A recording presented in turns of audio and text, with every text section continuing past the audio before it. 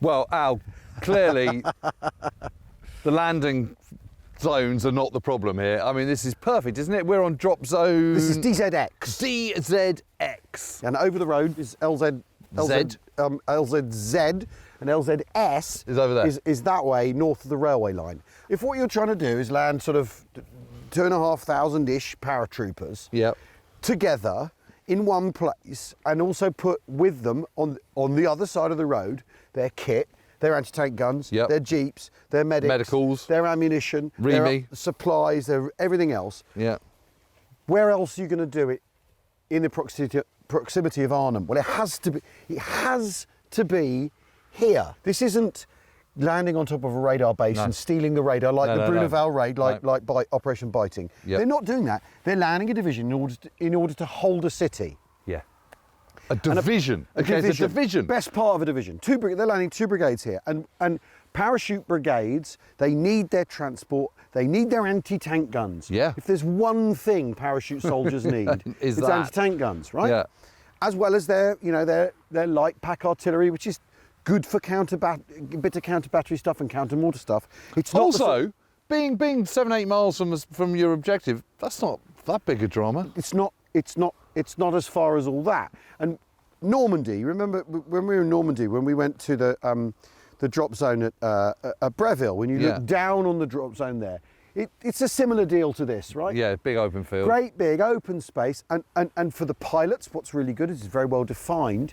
Obviously, the tree lines are often an issue for a glider that overruns, or a stick that overshoots, or that jumps too late and goes into the trees. Yeah. But it's all well defined. You can find it on a map. Yes. And the other critical thing with Market Garden, it's daytime. Sheriff Thompson, Lieutenant Colonel Sheriff Thompson, who's the commander of the Light Air Landing Regiment, which is the artillery, the 75mm pack howitzers. Yeah. He is delighted they're going during the day, because he knows that landing and unloading will be simple. If you do this at night, you're less likely to find the landing zone, then you're less likely to land on it properly. You're less likely to join up. You're less likely to find each other. Yeah. Unloading your glider in the dark is that much more difficult than doing it on a day like this. And there's been a lot of stuff about, army people in the 60s going, well, it was quite clear that after all the landing zones in south of the river were fine.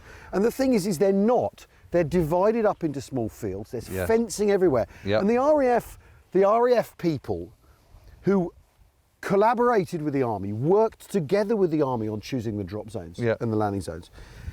By this stage, had planned 17 operations. They were getting expert at looking at the photographs, 3D imaging, looking at the photos, and picking the ground. And we are... So it's no good some kind of lieutenant colonel in the 1960s saying, I know all about...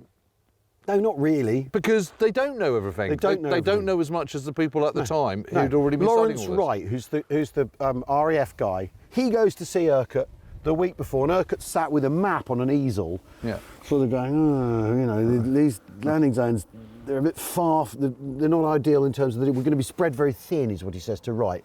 But they go through it all, and we are, one of the other massive differences here, we are 60 feet above sea level here. Yeah. Right? You're not south of the river, you're below sea level. Yes. Right? So the ground is that much wetter. Yes. And you need, for the gliders, and you can see how, you can look, just looking here, you can see how sandy it is, which suggests it sort of drains quite well. Yeah. The other thing with the gliders is, yes, you can do coup de main like at Pegasus Bridge, you can do that. But you and I both know that not all those gliders get onto their rendezvous. Also, you're doing this in daylight, so it's that much more dangerous, especially if you're going to one of the major bridges on the Rhine, which has flak protection. Yeah. Right? So sending a coup de main, even at first light, it's just that much more difficult and more dangerous. But the whole point is that you have surprise, you have tactical surprise, which basically means, when we talk about tactical surprise, you mean that the enemy troops on the ground aren't aware that you're about to come. Yeah. Okay, so you get that. 7-8 miles away from where your objective is. Yeah. The hope is that you're strong enough and organised enough. Yeah. You can get to there before the enemy can recover its balance. Well. And in what are we talking about? 5 hours? Yeah. Organised enough, though, is the critical part, right? Because what then happens, so when they all land here, there is a feeling that it's like an exercise, and they all so let's just go through that quickly, because about 12:40, 12 Sterling, the 21st independent company. Yeah, 12 Sterlings arrive. Yep. And their job is to mark out the landing zones. So the independent company has different platoons on the different landing zones. Yeah, So they yeah. drop their beacons Eureka, in the centre of the area. And marking panels and all that sort Yep. of stuff. But and they arrive, and then at 1 o'clock, the gliders start turning up on LZ the other side of the railway line. And that's the South Staffs.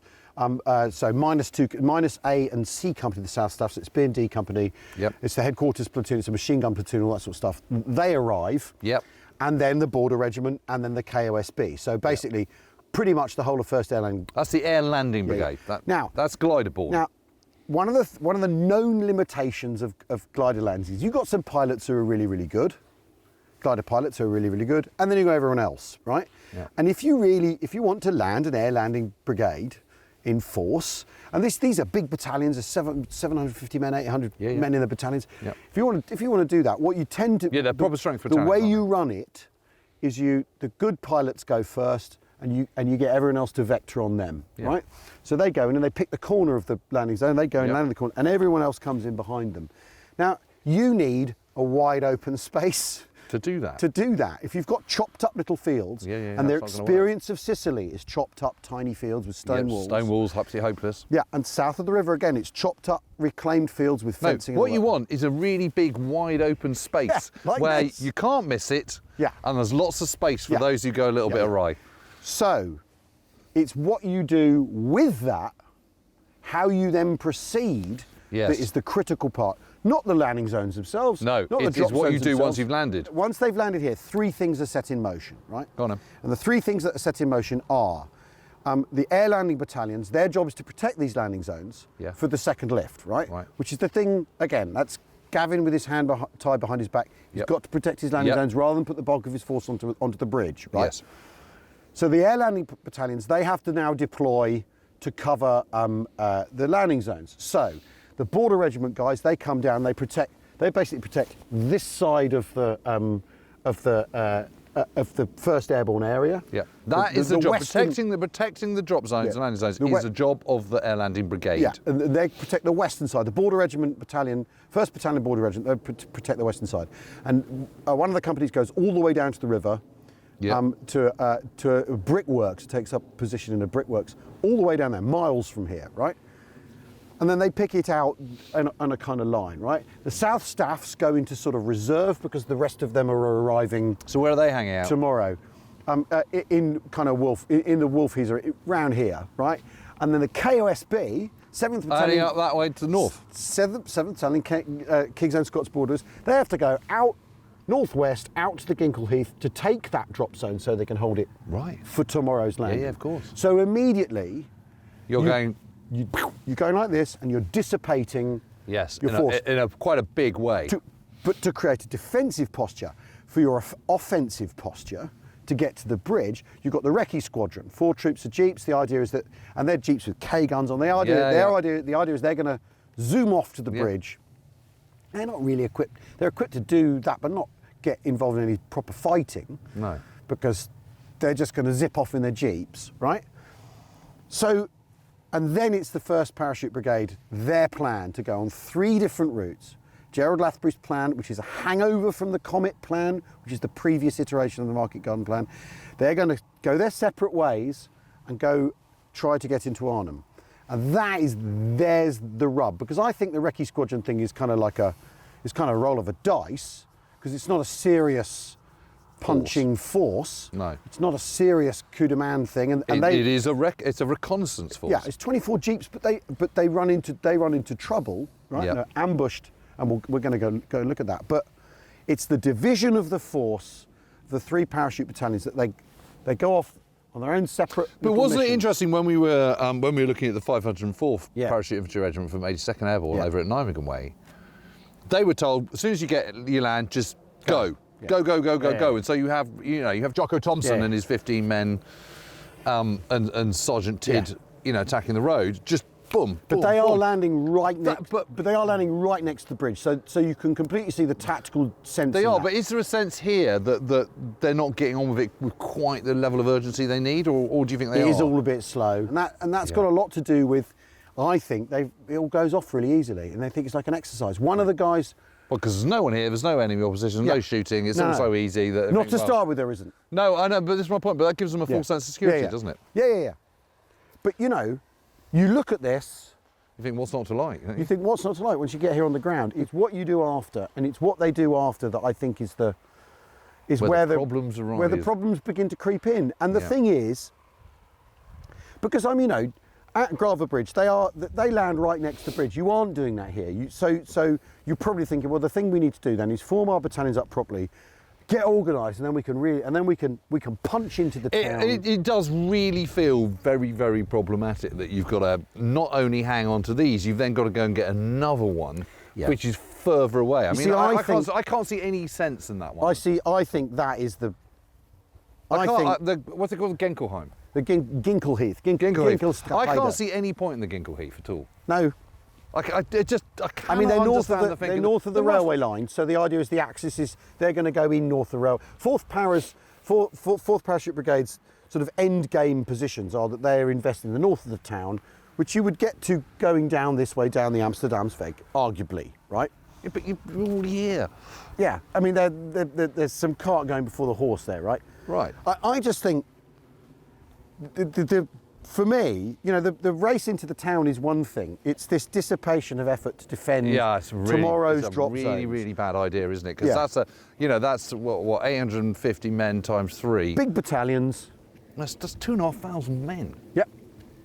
Basically, that could be going into town. Well, and of course the thing is that the Border Regiment guys. I mean, the interesting thing is the 1st Battalion, the Border Regiment, by the end of D+2 on the Tuesday, they're still essentially intact because they haven't really fought. Because the Germans aren't really pushing very hard in the west, right? And they're not interested in brickworks down by the river. No. Then they run into some Kriegsmarine there who they have to sort of they have to extricate themselves from that situation. But the point is you've landed all these people. And whether the bridge is too far away or whatever, you're dissipating your effort immediately. And then the effort to go to the bridge is also dissipated. So it's this immediate, like, you plant this sturdy flower, whatever, and it wilts immediately because of your decisions. Yeah, okay. So the landing zones and drop zones aren't the problem, apart from the Genkel Heath. Yeah. Okay, so that... Okay, well, no, it's the lifts that are the problem, Jim. It's the lifts that are the problem, not the landing zones. If there wasn't a second lift... Yes. Right? Just do without it. Do without it. Yeah, it's a real lesson, isn't it? It is the lesson they draw, so don't do it again. So for Wesel, they're planning for Wesel. The aspiration is to land 3 airborne divisions, and they decide against it because they know they can't do it in one lift. Right. Do what you can in one lift. Yep. That's it. And communications is also the other thing they rehearse very hard for before, because with the Recce Squadron, what then happens is the Recce Squadron have trouble getting off the landing zone. They have trouble getting their stuff together. Urquhart hears a rumour that they haven't arrived, that some of their jeeps haven't arrived. So he then gets on the radio to Freddie Goff, Major Freddie Goff, and goes, who's the head of the commanding officer of the Recce Squadron, says, "Come back and see me." Why's he doing that? I don't know. Get on with it. It's a great mystery. Okay, Come back and see me. Right, so what we're going to do next? Well, what we're going to do next? See what happens. See what happens next, literally. See what happens next. Yeah, why not? We're heading to Wolfheiser. Yeah.